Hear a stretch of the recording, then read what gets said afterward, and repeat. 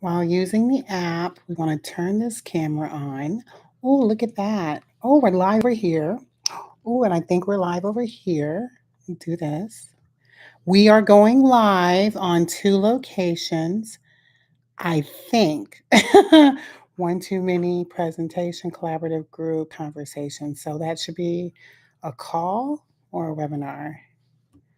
All right, we are live for Transitional Housing Maximized, and we are live on school. At least we should be.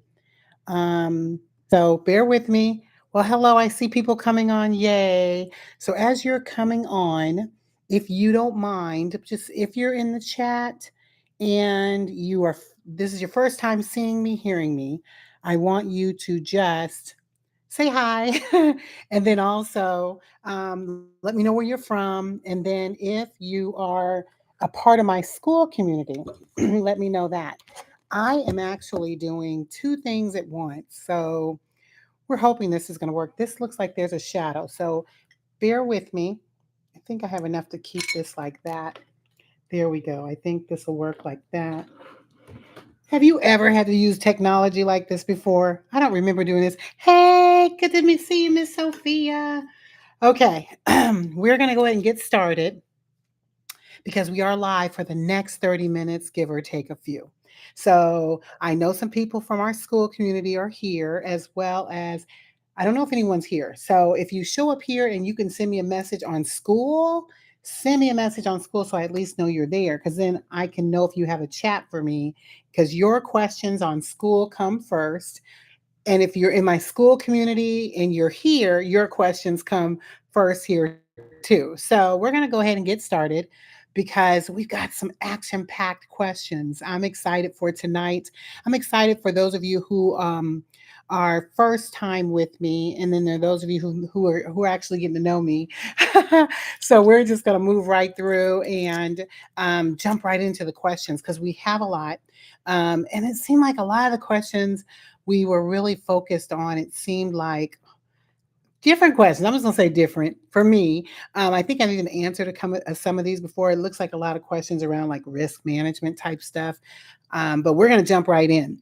And the first question that I got, which was, I think I've never heard this question before, and I don't know if there's anything specific around transitional housing.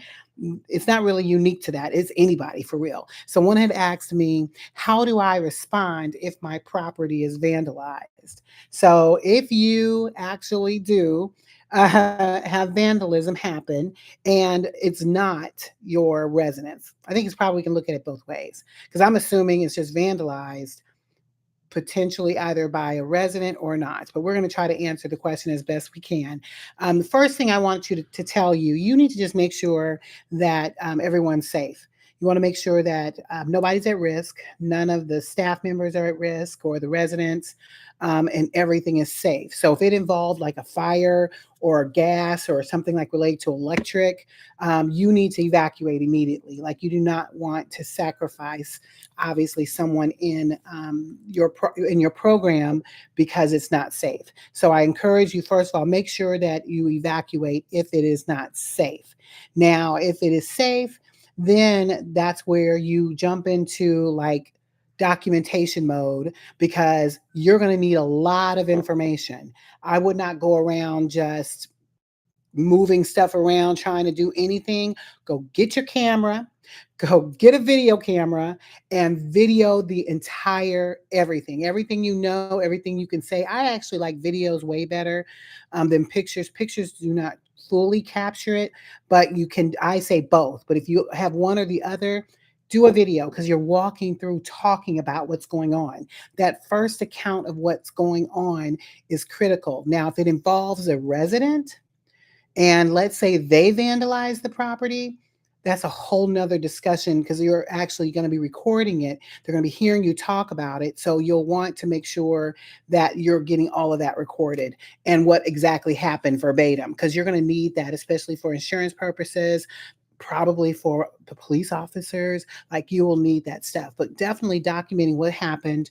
And if you know of anyone who did it and it's not a resident, then saying who that is. And then you'll want to interview everyone who witnessed what happened so that you are getting an account of everything that happened while you were there, and get it as much as you can. And that footage, you might even have footage from surveillance cameras because we do that in our properties. You want to make sure that you've got those angles as well. So that should serve, especially if you've got live footage of what happened. And then you will want to call the police so that you can file a report. Your insurance company is going to require it. Make sure you're collecting the information for who the officer was and what report number they're giving you for that. And then if you don't have a booklet, you should have some type of manual that captures stuff like this, like a safety tracker or something like that, or an incident logbook. But you will want to record this as an incident and have that captured. So once you've done that, if there were, you would obviously, if the property is owned by someone else, you don't own it, you would clearly then have to notify them, as well as your insurance carrier. So that's how you'll want to move forward. Now, if you're a nonprofit, then you have someone else you'll have to report out to, a board or something like that. But you want to just make sure everyone is notified who needs to be notified. And then anything related to the repairs, you will want to make those arrangements. If they are emergency repairs that have to happen, obviously you can take care of those things, like if it's a fire, securing the property so that it's secured. But you'll want to make sure that you are getting the property in a position where it can be repaired and restored as it needs to. And then if there's any graffiti present, now I'll tell you, in some cities, they will not let a building sit with graffiti on it without you getting some type of violation. So you will want to stay on top of those things, if there is any type of graffiti or anything like that due to vandalism. So I will just say this too before I jump to the next question. There are things you can do to prevent vandalism. I'm just saying, if you do not have like fog lights around the property that will pop on the moment somebody hits the property, or cameras, we utilize all of that stuff just for our own visibility, just so we're aware of what's going on in the property at all times. So you'll want to do that. And then if you have people who watch out for your property while you're not there, like you, the residents are there on the inside, but the neighbors all know us. So if they see anything crazy, looking stupid, or see something, sometimes they'll just call Tyrone, and they'll say, "Hey, this is what's going on." Sometimes we'll have to do that, but just having a way in which you can stay aware of what's going on with the property, that helps. And then you can even post signs. We actually used to post these signs around the property, even though we didn't have them, saying that we ADT security, full surveillance, but we just got the signs. We had that like that. And then when the city, you want to have something that will carry that through. So, big question. I apologize. I took so long to explain that, but vandalism can happen in your property, and you want to make sure that you fully document how you'll protect yourself. All right. The next question is related. I know I've answered this question before, so I'm not going to stay a long time on this one. How you choose the right insurance coverage. You all know that there are pillars of insurance that you should have when you're doing transitional housing. You must have some form of a general liability because it protects against bodily injury and property damage claims. You also need to have, obviously, property insurance, making sure that the building's protected. And something else I was thinking about for properties, but definitely having then workers' comp. If you have staff, you are required to have that in some states. So if you do have a staff per se, you will need to have that. And then I always say having some form of a professional liability insurance like E&O, especially if you're keeping notes, case management notes and things like that. You want to make sure that if there are any missteps, you've got protection for that. And many of you do not have a nonprofit, but if you had a nonprofit, you would have some form of a D&O insurance for directors and officers, because that does protect the board. And that can be, nominal depending on who you go with. And then also, depending on if you're working with a vulnerable population, sometimes they require you to have additional coverage. I'm just saying, many of you probably won't have that one. And that's they call it abuse and molestation coverage. You can have that. think there's another one around something around cybersecurity because you're dealing with data with individuals who, if you're keeping data like that, you'll need to protect yourself in case of a breach.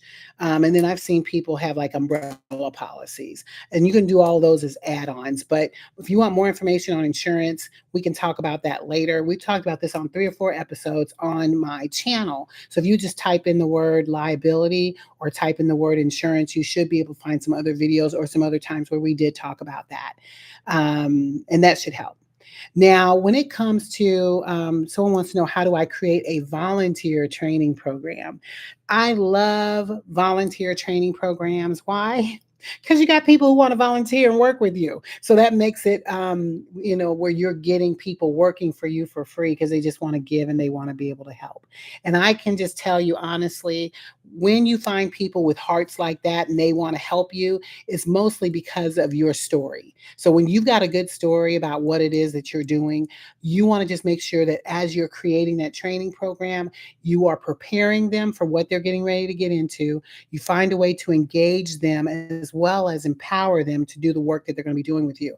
And then you evaluate them. So when you create that framework, it's going to help you be able to get the right people. So you obviously want to make sure that you know who's coming in, because anyone coming in, you want to make sure they have still an application that they're going to fill out. You need to know who's in your property. You need to know who's working with your residents, because that is a protection for you. So making sure you do that is critical. And then you might have to do some form of a background check. Now, we don't go really deep into like major background checks. Sometimes we just do CaseNet just to find out who we're dealing with. But if you want to do something more formal, you can. There's some amazing services that will allow you to do a background check on people, and then making sure that they're signing off on some form of a confidentiality agreement. Anything that happens there, that you are getting the information to them, you're protecting the information that they may be exposed to. And sometimes, especially if you're in a licensed facility, you need to make sure for sure that they're signing off on HIPAA, because you don't want any HIPAA violations, and there are large fines associated with that when you violate that. So making sure that they're prepared and that they know what they're doing when they're coming in. You don't want just random people coming in and they don't know what they're doing. They're not just there to sit there and watch people. You have a specific plan that you want them to do. So if you're having someone either be a mentor, someone might come in and do reading. If you're working with seniors, you might have them come and clean if they wanted to, or prepare meals. But those are things you need to have defined roles that they will be doing. And then you'll want to make sure that they're engaged. You want to make sure that you've done some type of orientation so they understand your mission, they understand what processes you need to follow. Excuse me, because I am a little sick, so forgive me. And making sure that they know, some of the basic guidelines that you operate by, and that there's, privacy related to the residents, and then how they should communicate with them. You want to make sure that you're doing that the right way. And then you will introduce then your volunteers to the particular language that you use in your program so they understand holistically what it is that you want to create. So after you've done that, I will also mention, if you've not done some form of, excuse me, because I feel a tickle in my throat. Hold on. Excuse me. So you want to make sure that you do some type of training as well. And some of that, in when you're preparing people, you want to make sure that you are training them. I like to make sure that people coming in still understand some basic trauma informed care that they can do, because they need to understand, depending on who you're working with, they need to be prepared for the population that you're serving. So if it's a specific type of training you want them to go through, do that during the preparatory part so that they are coming in prepared to work with you. Excuse me again. So, once you do that, and a lot of the care that you're offering them, you want to just make sure that they are getting it, because working with the residents that we work with, depending on the specific niche you're looking at, you want to make sure not only are the residents protected and that they are safe, and they get that people know how to like either de-escalate situations. You want to make sure you're keeping that volunteer safe, because they're volunteers. And many times, them coming into your situation and not fully understanding what they can be involved in, you need them to be prepared. You need to let them know what they need to do if something were to occur, how they need to connect with the residents, because too many things happen. And I'll just keep it general right there, that you do not want your volunteer exposed to, that could put them at risk or put the residents at risk. You don't know what's going to trigger your resident, and making sure whatever situation you put together, that you are protecting both the resident and the person who's coming in.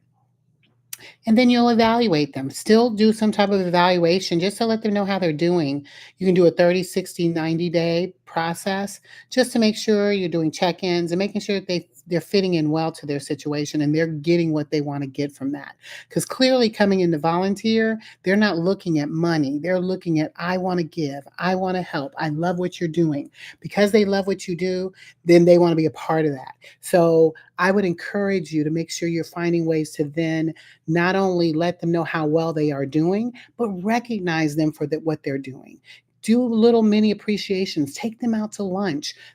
There are ways that you can help that volunteer know, you know what, I care about you. I thank you for coming and being a part of this. You are valuable to us, and we thank you. That's what you want to make sure that you do. All right.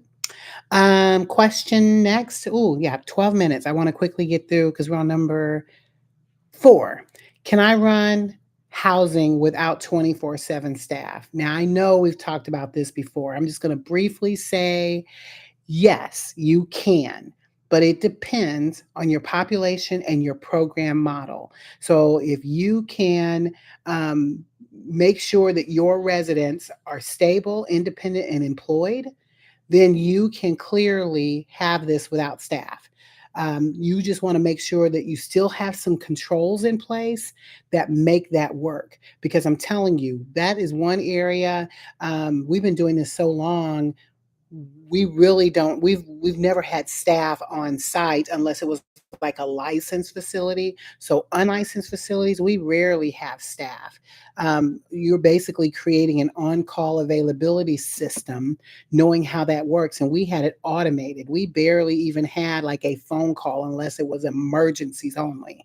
If it wasn't an emergency, we had other ways in which we communicated to where it was pretty seamless. We didn't have a lot of phone calls coming in, only for emergency purposes only. And you can still do that. And one of our saving graces was the fact that we had a beautiful surveillance coverage with our security. So having our cameras in key locations allowed for us to be able to manage beautifully with no staff. So we did this, ran several programs with no staff. We obviously knew how to utilize our peer leaders, which we call them house managers, people who oversaw things, but they didn't see it so much. It wasn't like a position.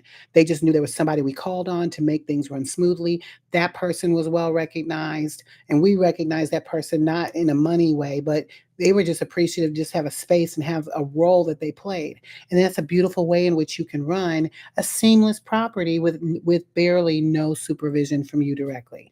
So that's how it definitely works. So if you know that you have residents who need medical care, they have behavioral issues needing like immediate support. They typically, if it's youth, I'm just being honest, I would never want to see you in a situation where you're creating a youth program with no care. They clearly need that. So there's certain type of people that need to have 24/7 staff, and there's some that do not. So if you want to know more details about how that works, you can definitely reach out to me in our school community. If you have not connected with me yet on school, you can reach us at tonyschool.com. That's TONISKOOL.com. And when you join, that's when you get a chance to actually set a meeting with me, and we talk one-on-one about what some of your goals are. So that's how you would move forward with having a staff. And I've got 9 minutes to get through 4 questions and the doozies at the end, which is our what would you do? And I'm excited to be able to talk about that. So let me quickly get through these. I'm trying to answer more questions in this short period of time. We might not get to all of them. I might just put them in our classroom. or in our community so that we can still keep moving. One of the questions came from, forget who sent this question. Oh gosh, don't have me. I just, Griffin, Margaret. This came from Margaret. I want to make sure I answer this question. She asked, how do I make sure before move in that a resident doesn't bring bed bugs? So, if you in a community where the bed bugs are rampant, and that's pretty much a lot of them, I've seen a lot of rampant bed bugs lately, especially last year, that were running rampant in St. Louis. And there are specific things that you need to do to make sure you do not have a bed bug infestation. Let me tell you, that is not pretty. We had a four-family flat that was fully infested by the time it only took moments. It wasn't long. It literally took moments, and it went from one unit to the next very fast. And we had upstairs and downstairs, and it just flooded. So you don't want that. And the way in which you protect yourself from that is at the very front of them coming into the property. So when they're coming into the property, you need to, first of all, even before they even get there, we have probably three or four places in our intake process that talks about bed bugs, because we want to make sure you clearly understand what we're telling you about how we make sure bed bugs do not come in the property, how you need to make sure those bed bugs, your stuff comes into the property so that it is, and that it's clean and it's coming in black bags. So we have specific details telling them how that we expect them to come into the property before they even get there. And we ask direct questions. So where did you stay before? And because of our knowledge of, like, if, especially of a certain, I'm not going to call the shelter, when I knew they came from there, we already knew they had bed bugs. So there was a process we had to follow to make sure that they followed it when they came in. But in any case, our goal is to make sure that at the very front end, we're asking and talking about bed bugs. We're letting them know what the consequences are if bed bugs are brought, because we have a protocol that we follow, just to make sure that they're not coming in with bed bugs, and what happens when they do show up. So we talk about all of that. And even when they come in, you can have actually a staging area where they would bring their belongings, and you can just look through with your gloves on and just check and make sure that how they're bringing their things into the property. And we reinforce. So you do understand about our bed bug rule, right? And yes, ma'am. Like, they're letting you know they know about the situation and how they're monitoring that. So we clearly just want to make sure that when they bring them in, there's a staging area where they can put their things so that we can look at it, make sure there are none. And sometimes, I don't think not once we had an issue where we had to actually treat when it was coming in, because we had prepared them so well up front. And then once they're in, we require everyone to have a bed bug encasement around their beds. So they will be coming with their own or purchasing one from us. But we're using those regularly, because our goal is that we do not get our beds covered with bed bugs, and that we have a way in which we protect that. And then you then have ways in which you can prevent it from coming and going further when they are in the property. So we do a lot of treatment on a regular basis in the rooms, just to make sure that they want to show up, they don't show up, because we have a way in which we get rid of bed bugs. It's a solution my husband puts together, and we do that every month when we're doing the property. Those type of things help make sure that bed bugs completely do not get in the property, but it still doesn't eliminate the possibility, because it still can happen. So I would just tell you, be very careful and do your inspections, because being able to do that well is going to determine whether you have bed bugs or not. So, jumping right into, and I apologize, we have 5 minutes. I want to just at least make sure we get to the what would you do. I'm going to jump right to the what would you do situation. And that is, let's see, here it is. What would you do? Says at first you built the program, but somewhere along the way, the program started running you. That happens. You're putting out fires, staff are calling out Residents are testing limits, and the systems that once felt solid are starting to bend under pressure. You know something has to shift, but do you pause and rebuild or push through and recollaborate on the fly? What would you do when your program starts running you instead of you running it? What do you check first? Your team, your systems, or your standards? Where do you begin? When does the structure when when the structure you built starts showing cracks? So many of you gave comments on this, and I love the comments. Natasha's like, I would start with systems. The systems make up the structure to support the foundation of the program. And then you've got Daniela said she would start with herself first. I would have possibly made compromising decisions. And JP said, since you are the foundation, I believe you start with yourself first. So begin that prayer and get back in control. And then we had Morgan say, I believe in that situations, you look at leadership first. So let's talk about that. There are several, and by the way, all the answers were amazing. I love your thought process through these what would you do's, because the reason why I pose it, because I need you thinking before you actually find yourself in a situation. Sometimes this helps you process before you even get into your own program and you can be more successful. So this is what I would do in this situation.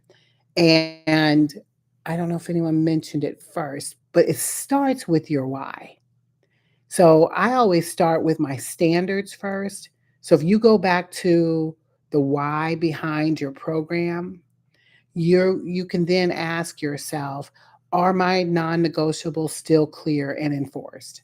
Because if it starts with your why and you had some non-negotiables and you got lax in those non-negotiables, that's the beginning of the slide. You need to understand that. So if you're sliding already with things you said that were non-negotiables, you can imagine how amok everything will go from there. And that's why, in my mind, not that all the other answers weren't right, something was broken in your standards. And once that standard, that non-negotiable is broken, your boundaries broken, it opens the gateway. So once you get into the position where you're compromising what your boundaries are and they become blurred, and next thing you know, everything is coming in. That's why I say go back to your standards. And that's where you'll see the chaos that then started being created that impacted what is going on in your program. Because you're not operating from, and you need to really see if that is happening. And let's say one of your non negotiables was related to who you let come in, right? We talked about that before too. Just taking somebody to fill a bed. That's why I tell you all the time, we're not here just filling beds. We're here fulfilling the program that we created. And if a non negotiable said, this is what you were looking for, and you didn't do that, and you say, oh, I'm just going to let Johnny come because, gosh, it's short this month. Next thing you know, you now have issues because you were not clear on that non negotiable that you were standing by. And now you're no longer operating from vision, but you're operating from survival. So once you get back to the place where you are understanding what your standards are and standing by them, that sort of sets the tone for everything else. So I can honestly say that that is the source of everything else. So once you identify, oh, dang, I bent it on there. Boo, ooh, wow, I did that. I messed up. It's okay to admit you messed up. Now, what do we do about it? So then you need to get in a position where you start evaluating. First, you tighten up with that standard. And now sometimes you got what you got, but there's some things you can correct. So obviously, if it was related to who you allowed into your program, those are harder fixes. The ones that don't require people, you can make changes for. Like if you've allowed a staff member to do something that was against your non-negotiable, correct it. Um, and then after you do that, you then start evaluating your systems because, like I said, it's a snowball from there. So you want to start looking at what things were broken as a result of that snowball that busted in. And are you following the processes and systems that you created to make sure that it's not, that you need to be able to pull that back. So that's what I would do is first do that. And then I would also look at my team.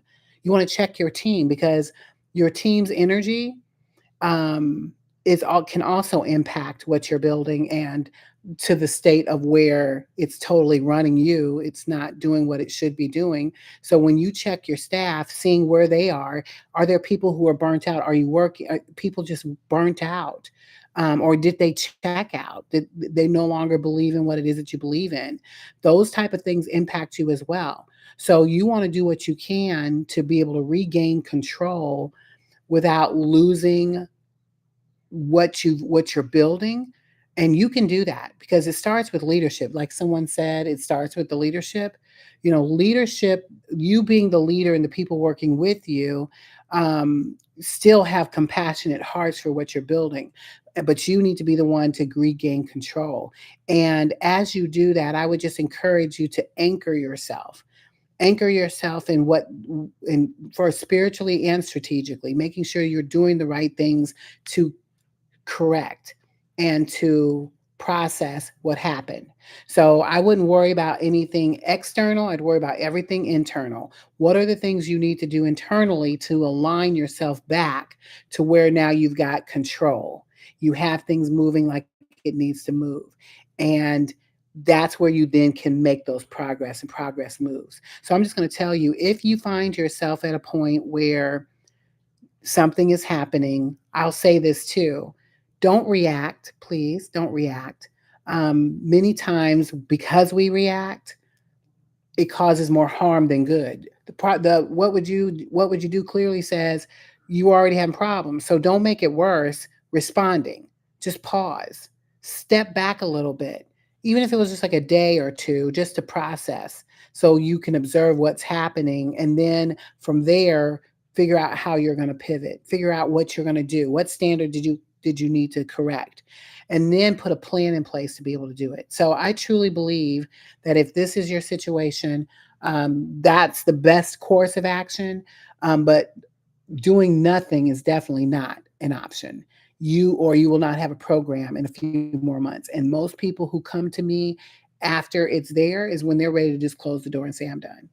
So we don't want you to be there. We want you to continue growing. We want you to continue blossoming. And the best way to do that is at least take action and pause and then reflect on, did I have something happen at the beginning that made this crumble and fall?